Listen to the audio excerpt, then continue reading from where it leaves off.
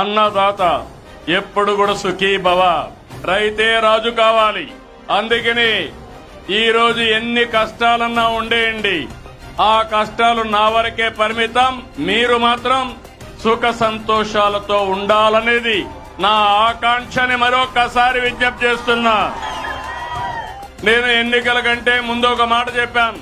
ఆ రోజు మీకు చెప్పింది అభివృద్ధి చేస్తాను. అభివృద్ధి తెలిసిన పార్టీ తెలుగుదేశం పార్టీ. సంక్షేమం చేస్తాం. సంక్షేమానికి నాంది పలికిన వ్యక్తి నందమూరి తారక రామారావు, తెలుగుదేశం పార్టీ. ఈ రోజు నేను కష్టపడుతున్నాను. నా కష్టం కొంతమంది కోసం కాదు, రాష్ట్రంలో ఉండే ప్రతి ఒక్కరికి న్యాయం చేయాలి. మీ ముఖంలో ఆనందం చూడాలి, మీ జీవన ప్రమాణాలు పెరగాలి. కంటిన్యూగా నిరంతరం మిమ్మల్ని ఎంపవర్ చేసే దిశగా ముందుకు తీసుకుపోతా. నారా